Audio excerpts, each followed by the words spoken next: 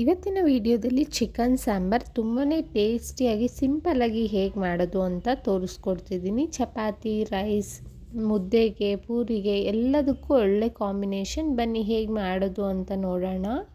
ಅಲ್ಲಿಗೆ ಮಸಾಲೆ ರೆಡಿ ಮಾಡ್ಕೋಬೇಕು. ಪಾತ್ರೆಗೆ 3-4 ಸ್ಪೂನ್ ಎಣ್ಣೆ ಹಾಕಿ 1 kg ಚಿಕನ್ ತೊಗೊಂಡಿದ್ದೀನಿ. ಅದಕ್ಕೆ ಇಲ್ಲಿ 2 ಮೀಡಿಯಮ್ ಸೈಜ್ ಈರುಳ್ಳಿ, 2 ಗಡ್ಡೆ ಬೆಳ್ಳುಳ್ಳಿ ಅಂದರೆ ಒಂದು 20 ಎಸಳು ಬೆಳ್ಳುಳ್ಳಿ ಹಾಕಿದ್ದೀನಿ, 2 ಇಂಚು ಶುಂಠಿ, 1 ಇಂಚು ಚಕ್ಕೆ, 2 ಲವಂಗ, 10 ಕಾಳುಮೆಣಸು, ಖಾರಕ್ಕೆ ತಕ್ಕಂತೆ ಒಣಮೆಣಸಿನಕಾಯಿ, ಒಂದು ಸಣ್ಣ ಟೊಮೆಟೊ ಹಾಕೊಳ್ಳಿ.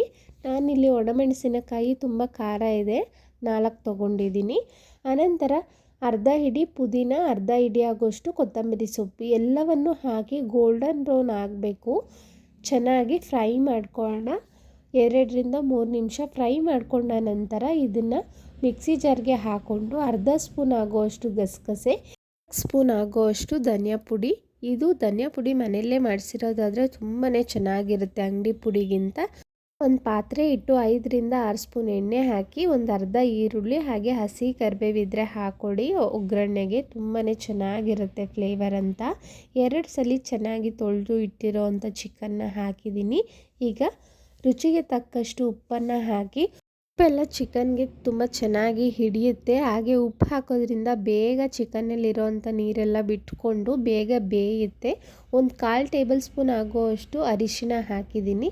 ಎಲ್ಲವನ್ನು ಚೆನ್ನಾಗಿ ಮಿಕ್ಸ್ ಮಾಡ್ತಾ 4-5 ನಿಮಿಷ ಎಣ್ಣೆಲ್ಲೇ ಫ್ರೈ ಮಾಡ್ಕೋಬೇಕು. ಅಷ್ಟರಲ್ಲಿ ಚಿಕನಲ್ಲಿರೋವಂಥ ನೀರೆಲ್ಲ ಬಿಟ್ಟಿರುತ್ತೆ ನೋಡಿ.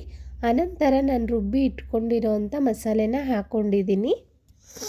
ಕನ್ಸಿಸ್ಟೆನ್ಸಿ ನೋಡಿಕೊಂಡು ನೀರನ್ನ ಸೇರಿಸ್ಕೊಳ್ಳಿ. ನಿಮಗೆ ಗ್ರೇವಿ ಟೈಪ್ ಬೇಕಾ ಅಥವಾ ಸಾಂಬಾರು ಬೇಕಾ ನೋಡಿಕೊಂಡು ನೀರನ್ನ ಸೇರಿಸ್ಕೊಳ್ಳಿ. ಆ ಪಾತ್ರೆ ತುಂಬ ಚಿಕ್ಕದಾಗಿತ್ತು ಅಂತ ನಾನು ಬಾಣಲಿಗೆ ಟ್ರಾನ್ಸ್ಫರ್ ಮಾಡ್ಕೊಂಡಿದ್ದೀನಿ ಅಷ್ಟೇ. ಈಗ ನಾನಿಲ್ಲಿ 6-7 ನಿಮಿಷಗಳ ಕಾಲ ಚೆನ್ನಾಗಿ ಸಾಂಬಾರನ್ನ ಕುದಿಸ್ತಿದ್ದೀನಿ. ಆಲ್ರೆಡಿ 50% ಚಿಕನ್ ಬೆಂದಿತ್ತು ಮಸಾಲೆ ಹಾಕೋದಕ್ಕಿಂತ ಮುಂಚೆ.